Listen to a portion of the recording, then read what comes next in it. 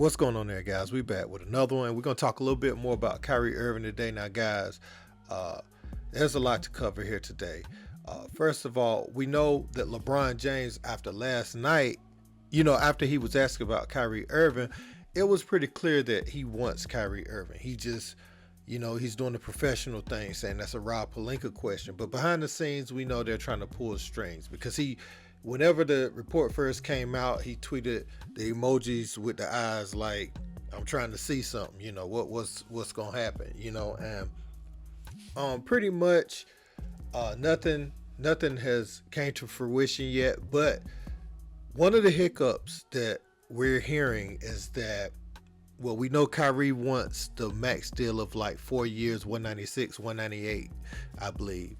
But the Lakers are only willing to offer a 2-year deal that aligns with LeBron's deal because they like, look, we'll go get you, Kyrie, but we're not going to be stuck with Kyrie after you leave, because I don't even know if Bronny's going to make the NBA or if he's going to be a one and done or even 2 or 3 years. You just never know who's going to make the NBA and who's not, but probably some team out there is going to want to take Bronny and LeBron, take Bronny to attract LeBron. If for nothing else, it could be a Charlotte or somebody wants ticket sales, or wants that tourist attraction, right? So the Lakers is pretty much saying like, nah, we're not giving him all those years and then you leave it. Basically, if we bring Kyrie in, he's your responsibility.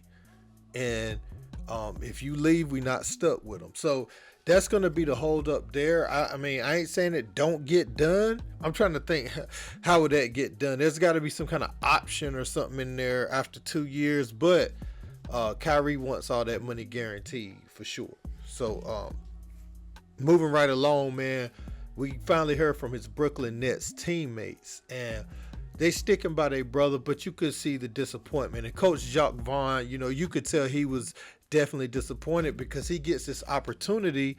And well, I'm gonna let you hear what they say. I'll be back with my commentary. I'm gonna tell you what I think about that. Check it out. You've been close with Kyrie since you got here. Just what was your reaction to yesterday's news with the trade request? Yeah, of course everybody was surprised, but that's it's not my business. That's still my brother at the end of the day. He's one of the few guys who I really consider a brother in basketball. Just a big brother who I could look up to and ask anything to. So, whatever happens. That's still my brother no matter what at the end of the day. Nick, you talked about kind of the group chat. What is the vibe collectively from you guys after kind of a bombshell like that comes? We're just like everybody else, we're caught off guard. But like I said, I can't judge a grown man for his decisions. At the end of the day, he's doing what's best for him, and I stand by him, and I stand with my teammates here in this locker room. Or would you try to talk him out of it? No, that's not my job. My job is to come out here every day and compete at the highest level, stay healthy, and help my team win basketball games. So example, Harden wanted to trade, obviously got it. Kevin wanted to trade, he's still here playing, balling out, once he gets healthy. When Kai hit you, did you get the sense that there was any window there, or do you feel that that's a door that's closed? I have no idea. No idea. Like I said, I just work here at the end of the day. I just want to come out here and beat Washington and have fun in front of our fans. Yeah. Do you feel like he's letting the team down? I'm not gonna, speculate on what they think. What do you think? I think you have a responsibility as a basketball player, like I do as a coach. I show up, I do my job every single day. That's what I signed up for, and that's my expectations for 1 through 17. What would you like to see with Kyrie? I would love to see him in a Los Angeles Lakers uniform. Now, I must confess, it's for personal reasons. I'd rather be in L.A. Than some of these other places, and the Clippers just absolutely bore me, and Kawhi is a complete turnoff because he's Mr. Load Management. But I would tell you, when I think about Kyrie Irving in a Los Angeles Lakers uniform with AD and LeBron James, that does fascinate me. How about that? What do you think? I will talk more about Kyrie Irving when a trade actually happens. I'll be honest with you. I want to actually turn my attention to this game right here because I'm I'm trying to find some consistency from Golden State. They have a top 5 offensive player of all time, yet they're 17th in the league. They're an average team right now. Guys, you could clearly see the frustration on Jacque Vaughn's face. You know, these players, man, Nick Claxton, Cam Thomas, you could tell that they had certain feelings about it, but they have more of a personal relationship with Kyrie over the last few years. What I will say about those two young men is, you know, you hear KD kind of say comments that's not favorable to these guys as it pertains to them having a chance to win big.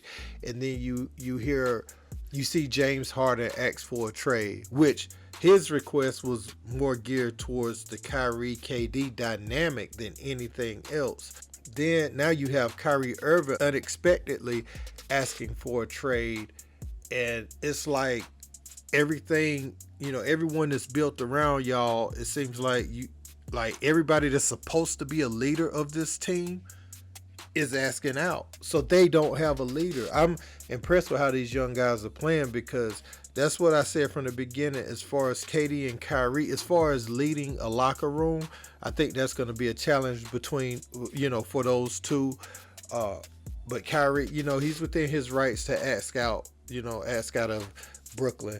You know, I think the signs have been there for a few years, and I think when Brooklyn didn't extend him, they had to see the writing on the wall, because his play is still at a peak level. So he feels his play commands top salary, while others and even other teams feel like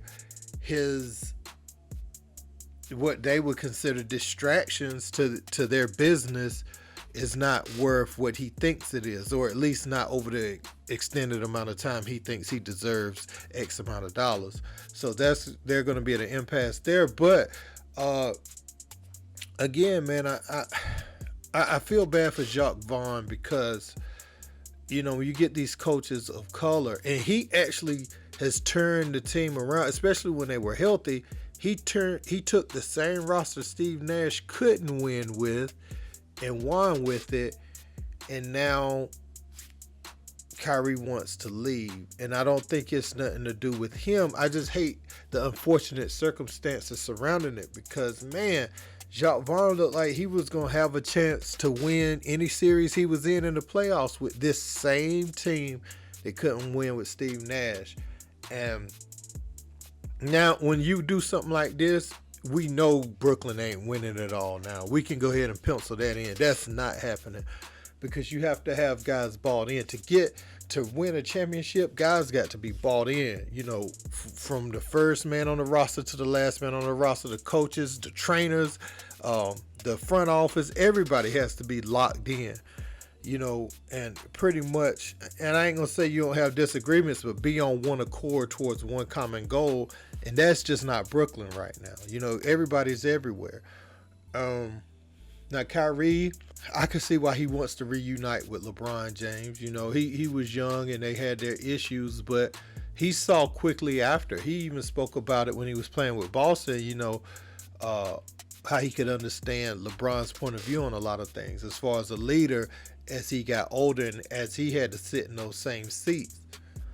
And I feel like James Harden did something kind of similar to Paul Silas's son when he first got that job at Houston. What's his name? I can't think of his name, so I just said Paul Silas' son. But I think when these coaches of color get these jobs, whenever the athletes is like, you know, why don't we have X amount of coaches, or why can't this coach get a job? But the star players in the position to help this coach get off to a winning start in his head coaching career, and he bolts for another team, you can't be the same one saying, you know, why don't these brothers keep their jobs and all that. If you're going to lobby for these things, and then you are the player on the team with the talent to have a chance to help his record get off to a great start, you leave, then hey, you got to accept some of that responsibility too, because you know they're going to have a shorter leash, a shorter amount of time. Everybody's not going to get the amount of time Luke Walton got to be bad. You know what I'm saying? So that's how I feel about it. I feel bad for Jacque Vaughn, because I feel like he's a really good coach, man. I really do. I always thought he was extension of the coach on the floor in his playing days. You know, he was always a tough guard defender, even back this Kansas days, man. So I don't know, man. Let me know what you guys think about this. Do you feel for the Brooklyn Nets players, you know, not really having stable leadership during their whole time? Then this is a development period for these guys. So it's just sad not to see leadership for these young guys. And do you feel bad for Jacque Vaughn? Because, hey, we asked for African-American coaches to get a chance and get a chance to shine. But it seems like with Silas and Jacque Vaughn, the talent bolted, you know. And I ain't saying James Harden was going to win no championship in Houston, but you would at least be like in the playoffs. Let the man have that on his resume where he made the playoffs as a first-year coach. And then do you feel like, you know, and KD hasn't asked for a trade since Jacque Vaughn's been the head coach, but you have to assume that they have talked about this. They said KD is surprised by this, but I don't know, man. It's just hard to read. It's hard for me to believe. Well, no, it's not. Kyrie could do something like this to blindside KD. So I ain't gonna say it's hard for me to believe. But do you guys feel like that these players they owe these coaches a little bit more than that, because they be lobbying for these type of things, and then when they get an African-American coach to say like they be bolting or wanting to go to another city? Let me know what you think in the comments. Don't forget to like, share, and subscribe. Until next time, peace.